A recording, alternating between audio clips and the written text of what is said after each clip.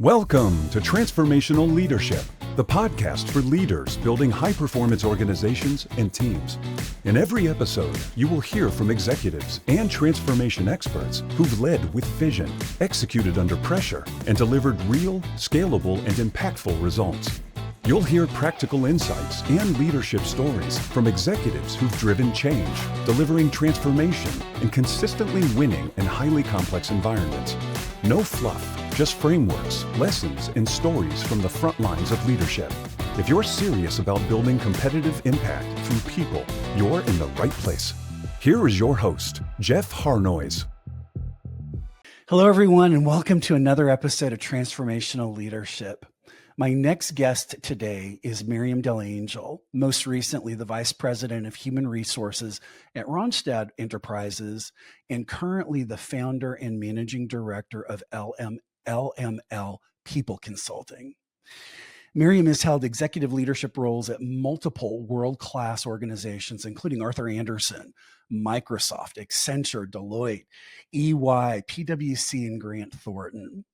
She's the author of Latinas in Corporate, Overcoming Cultural Obstacles While Juggling a Career and Family, and has co-authored a series of books. Today, we're going to be talking about employee engagement and how she has solved some really interesting employee engagement issues at some very large world-class brands. With that, Myriam, welcome to the show. Thank you so much, Jeff, for having me. I'm excited to be here to speak about transformational engagement. Myriam, you've had multiple successful employee engagement initiatives in that particular space. Let's jump right into it. Can you walk us through a few of those successes? Sure, Jeff. So during my time with Ronstad Enterprise, I was the VP of HR for North America. So I was responsible for teams in Mexico, Canada, and the United States. Having the engagement scores, conversation responsibility fell on me. When I would have QBRs with our managing director of North America, the first thing that we would talk through would be around employee engagement. When I started at Ronstad, they were having engagement surveys done monthly globally, which I thought was insane, to be honest. But when we spoke with other leaders, we decided to push back to global, and global decided to have it quarterly. So every 3 months, we would use Peakon as our survey tool. Within that, when I would speak with our managing director, our challenges were mostly around rewards and recognition and well-being. So in order to tackle that, I decided to work closely with her chief of staff to talk through what can we do in order to change that environment or that culture. One of the things, looking at the Peakon scores, there's comments that are involved, obviously. So I would look through all the comments, and some common themes would come out. With that, rewards and recognition, well-being, and also compensation, which we all know compensation is a little bit tricky. A lot of organizations it is what it is, and we'll try to make some changes working with our rewards leaders. I felt we can definitely look at well-being. We can definitely look at employee engagement and also rewards, recognition. Recognition can mean different things. It can mean recognizing your work, your even things that you do outside of work, the contributions that you're having in your community, in other organizations. Volunteerism, or being part of committees internally, or being part of boards externally, because that all brings into 1% of what they bring into the organization. So within that, I came up with an idea of working with our chief of staff to determine, let's build an employee engagement. Let's put it back on the employee, as they are the ones that are feeling it. And myself as HR, I only hear about it, unfortunately, when there's a situation or if someone is unhappy. So within that, to build diversity, we put together the committee by having them also volunteer. So let me just pause for a second, Myriam. It sounds like If I'm hearing this right, it sounds like what you're doing is you're looking at employee engagement as a problem. You're looking at some of the specific line items that might be dragging that score down. And then you're asking the employees to champion maybe a refined look at causation, but then handing ownership to them to create the solution. Is that right? That is correct. We want to feel that they're included in whatever changes that we make within the organization.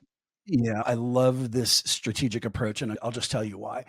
I think one of the key things, especially when we're talking about employee engagement and making sure that they have a sense of agency, is driving ownership, not only of defining the problem, but creating the solution. The adoption of that at the organizational level is generally significantly much better. Brilliant, brilliant. And within that, we wanted to give everyone the opportunity. So within the steering committee, I had it that they can only be part of the committee, and we would rotate every 8 months so that it gives the opportunity for other individuals to take part in this. So when we did the volunteer, I sent a survey out to say who would be interested. I also had the diversity of different levels, right? If they were managers, senior managers, or recruiters, or even recruiting coordinators, right? Everyone has a different experience at their own level. We also looked at having it to be diverse in regards to countries. We have a team in India that do a lot of our data, our analytics. So we included them as well.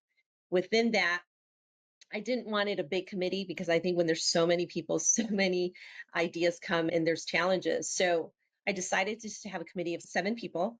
And within that committee, I tasked them to go and speak with their peers and go with, this is our engagement scores. This is what it looks like. Tell me what you think.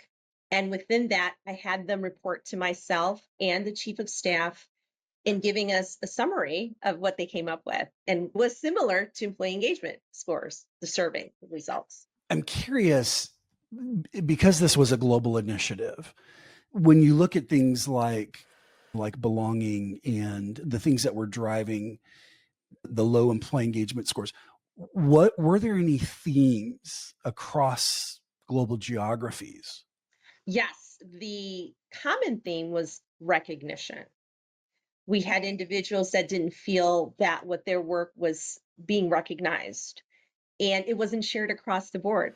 So a lot of organizations, I can recognize you, Jeff, and your manager will know about it, but no one else. So we decided to have it more of recognition of people in different countries, different sales, marketing, everything, so that people truly feel that they were seen.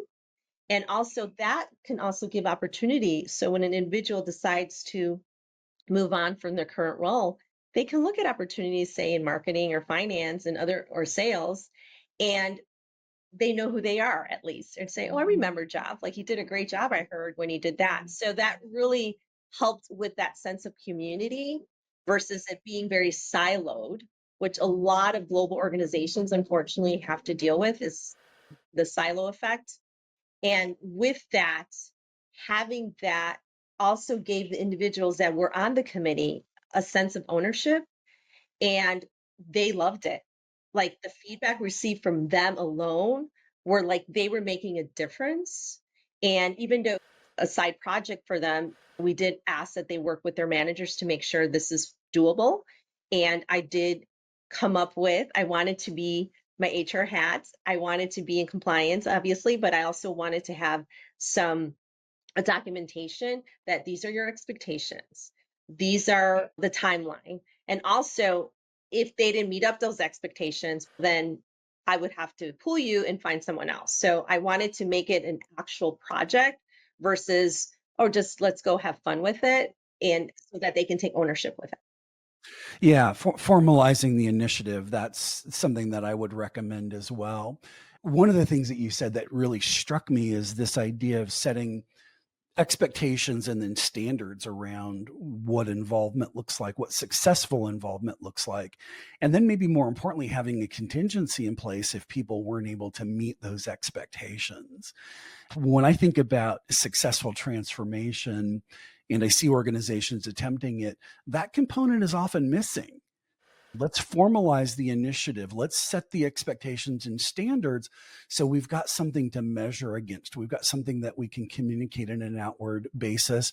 I think that is phenomenally brilliant to make sure that you've got that component in place. That's really well done. Thank you. Thank you. And also the governance, right? I think a lot of these projects or committees, no one's checking in. So we also making it standardized to have a check-in, because then I would go and check in with our managing director to let her know, okay, this is what's going on.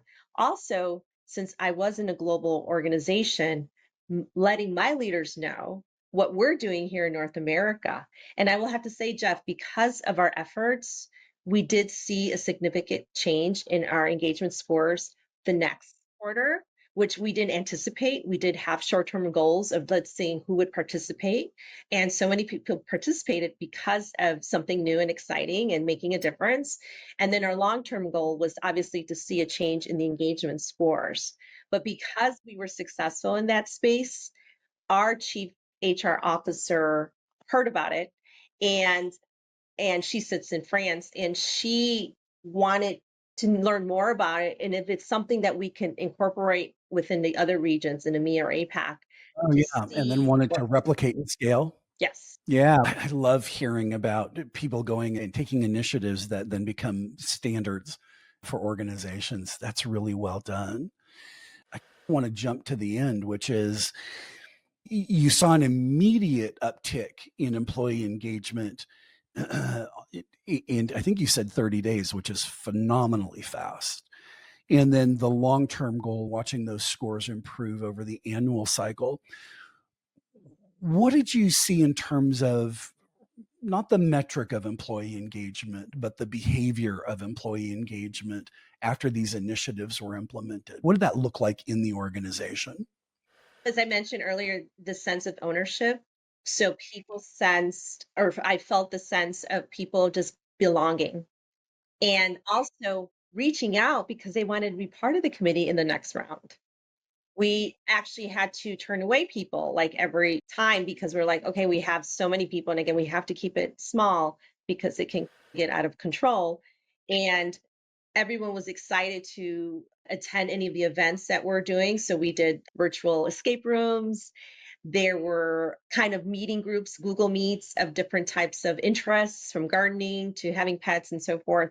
So seeing that and learning about it and having other groups hear about it and say, hey, how can we participate?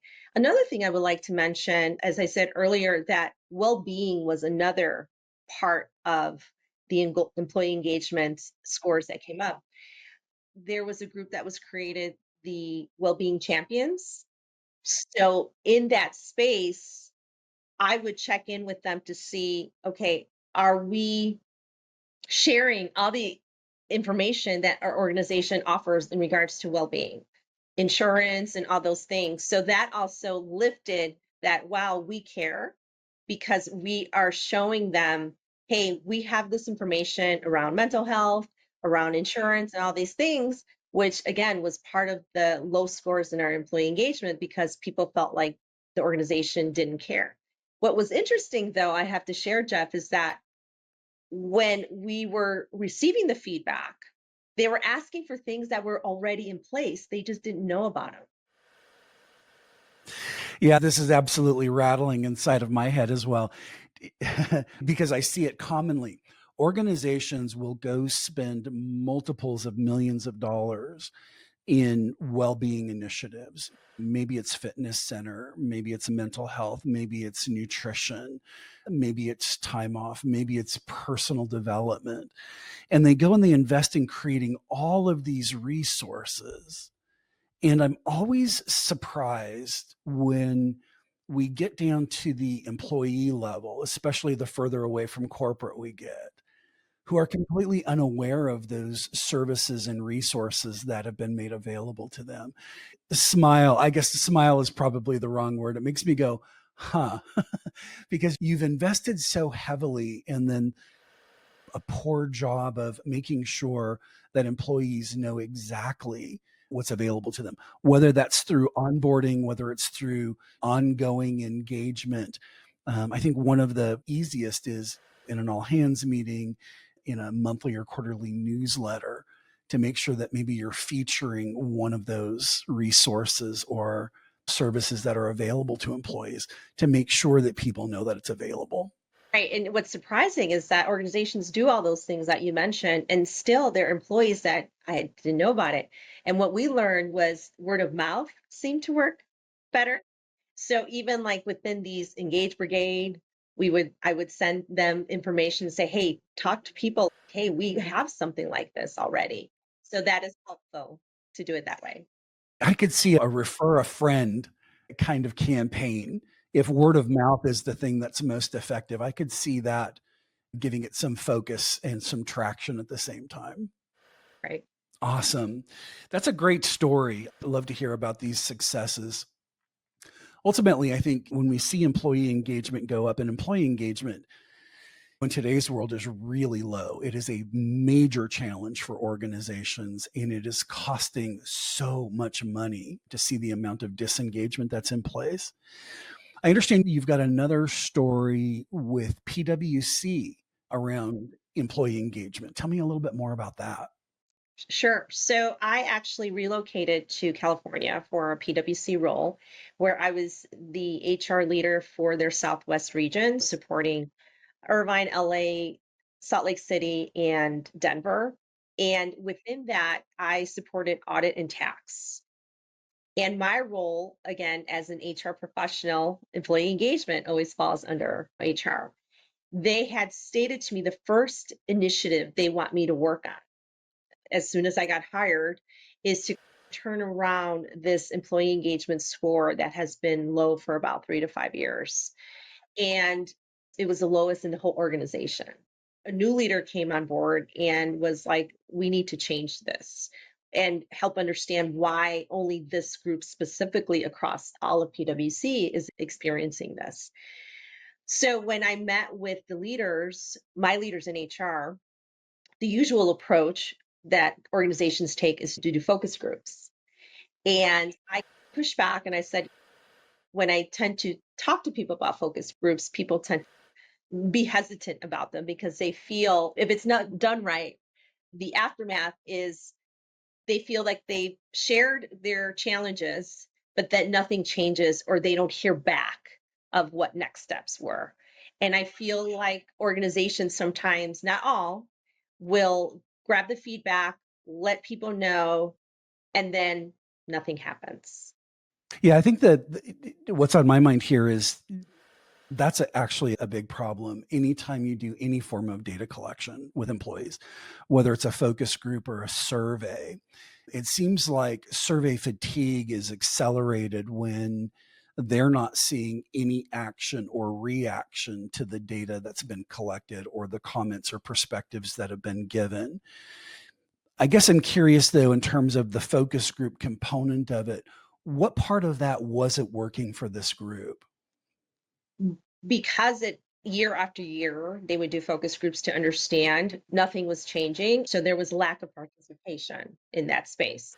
That the lack of reaction or action around the data collection was actually contributing to employee disengagement because they felt like nobody was listening anyway. Correct, correct. And Really interesting. I think part of the challenge was that I was replacing someone who's been there for 20 years in the same role and has taken the approach of this is what we've always done. Unfortunately, that can cause harm within an organization when there's no change. Sure. So, Sure. Yeah. so it's Yeah. I can see the lack of, again, the lack of response is employee disengagement around the lack of response is the minimum problem that can happen when the organization isn't taking some action against what they've heard, especially if they do that over time.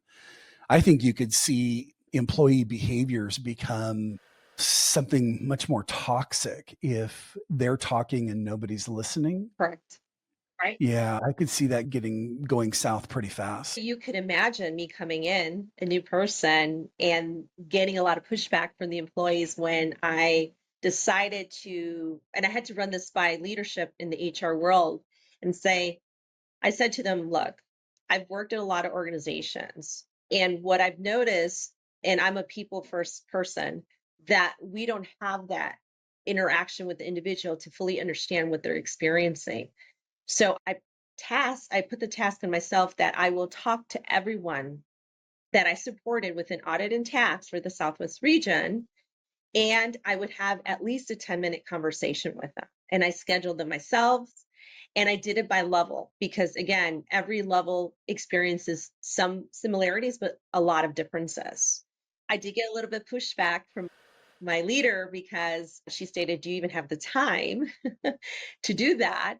It did take me about 3 months. But I will say my strategy is if I put in the work now and I try to change the behavior, it will be positive in the outcome because trust has been implemented. And I think trust is very important when working with people.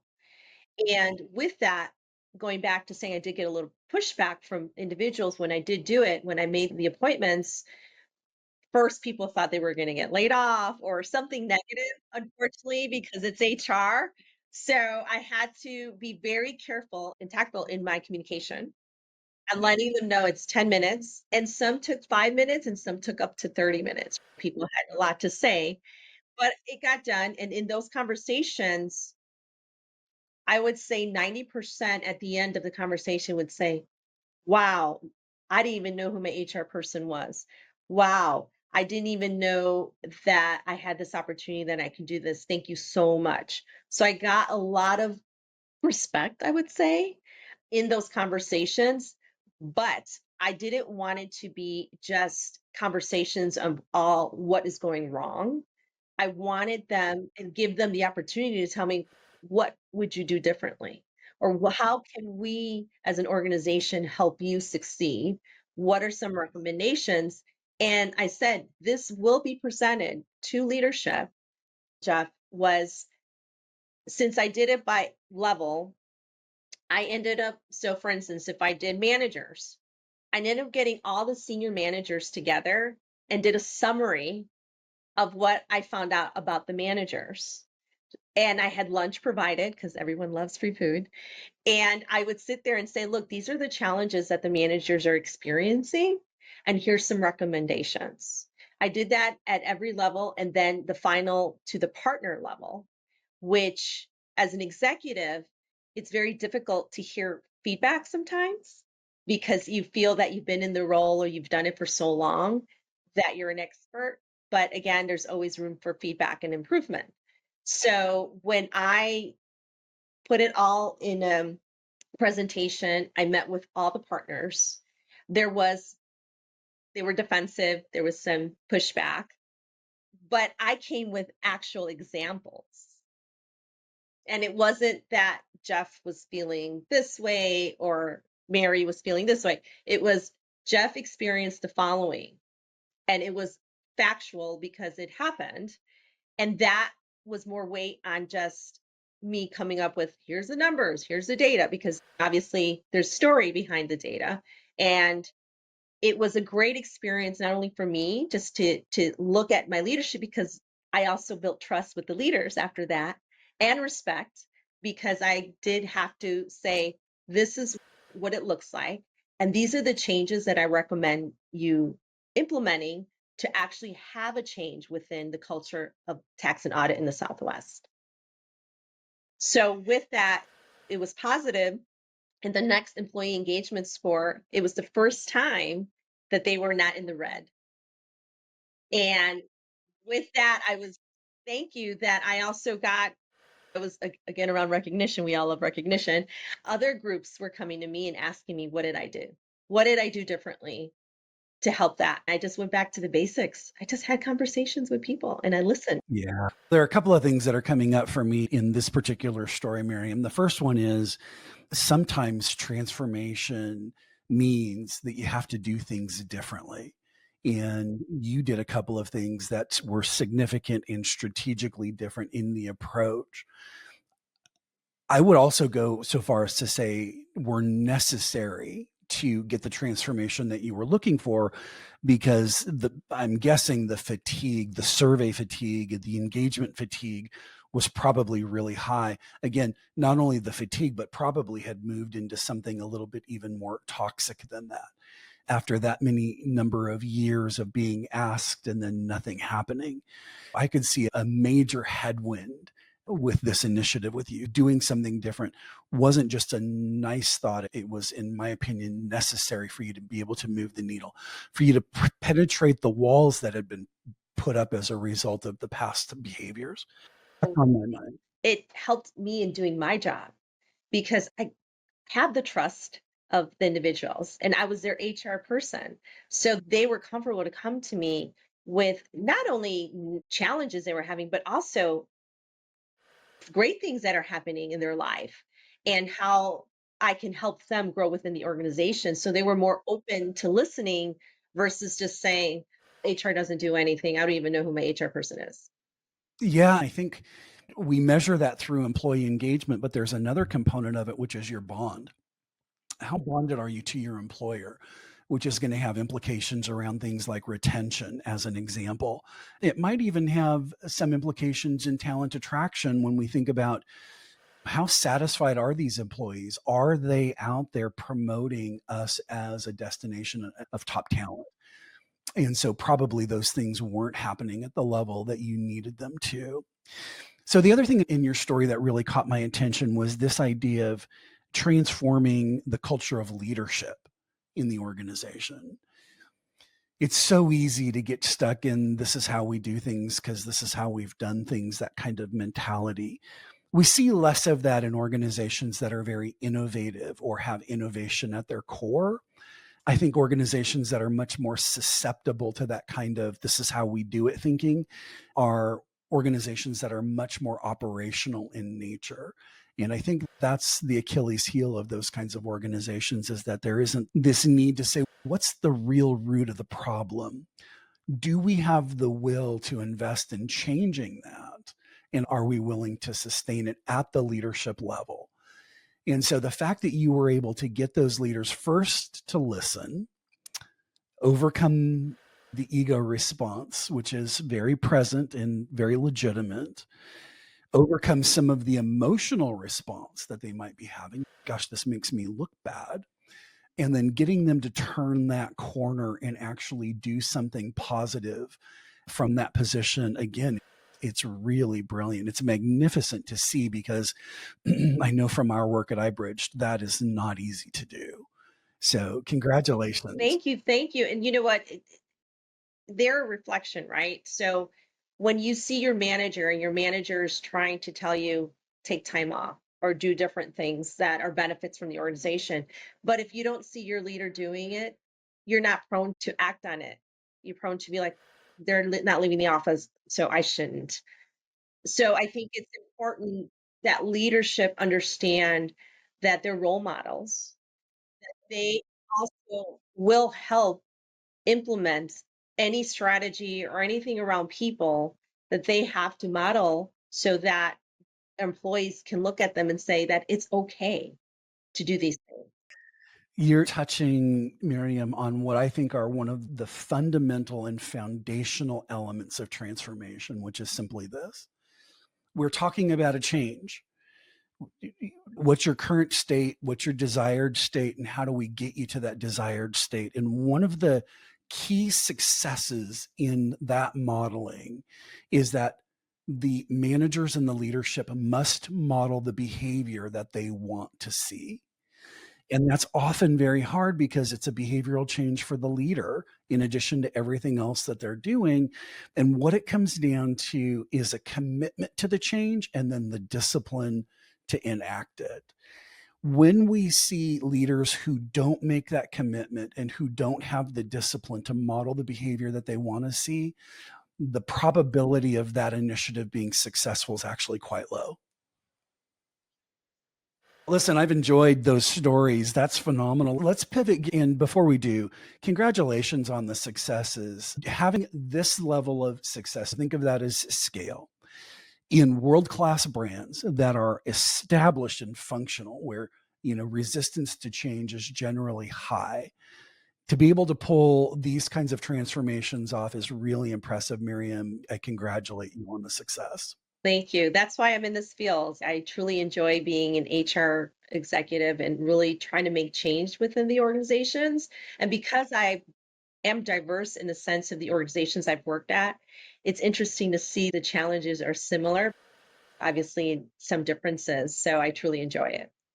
Awesome. Well done. Let's pivot into a little bit about you. How did you get into HR? How did you get into the executive suite in HR? Tell us a little bit about your origin story. Sure. So it's interesting. People always ask me, like, how did you get involved in HR? My degree is actually in HR. When I was in college, I was a resident advisor. And I want to say that's my first kind of entry into being an HR professional because you have to manage individuals, you have to create programming, you have to do policies, make sure procedures and so forth. I didn't know I was in that field until a counselor said to me, "Hey, why don't you study HR?" But unfortunately, the organization I was at, first of all, I didn't know what HR was. And the organization I was at, or the university, didn't offer HR. So I actually transferred to another university that actually had HR under their College of Education. It's because it was under training and development. It's rare to see people who start, especially in college, who start with HR as a focus and then stick with it as a career. Right. So I rare that I do have a degree in HR and I stuck with it.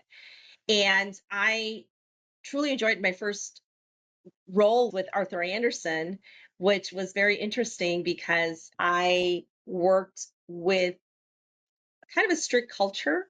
I look at it old school now, but it was a learning opportunity for me to understand more of HR. I think what people don't understand is that HR can mean a lot of things. There's rewards, there's comp, there's benefits. There's so many avenues within HR that people aren't aware of. And just throughout my career, I went to Microsoft after that and did recruiting there and really experienced a different life, right? They were in the cutting edge. We were doing all these wonderful things. I was traveling. I will have to say that I'm unique because I've worked remote my whole career. And a lot of people can't really say that.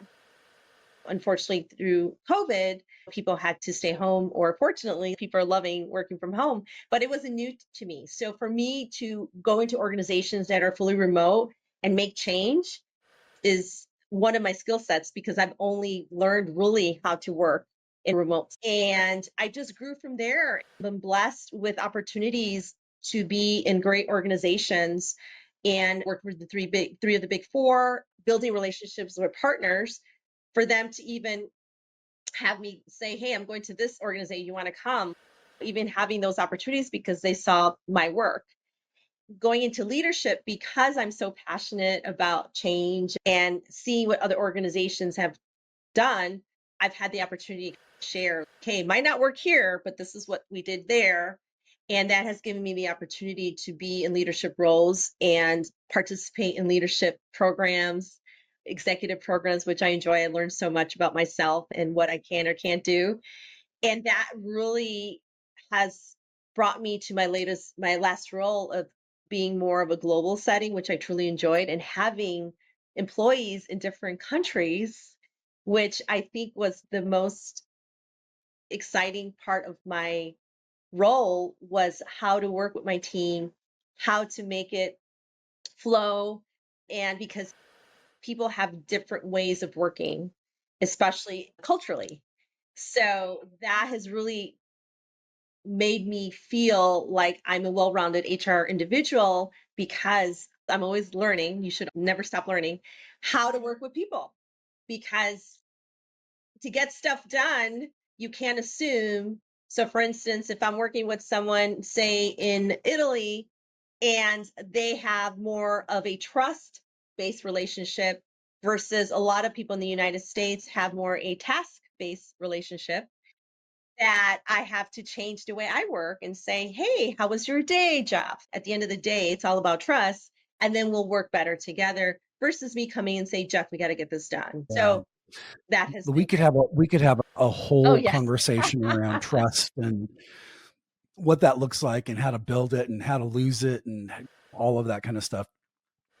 I'm a really big fan of making sure that trust is being built, that it's present, that it's being built, that it's continually being maintained, because the absence of trust means that everything else that you're trying to build is compromised or at risk, is the way that I look at it. That's really interesting. I also love this. Of course, we look at people from a psychological profile and get a much better or a much more refined look at what are driving behaviors, what's driving communication styles, what's driving decision making approaches and strategies.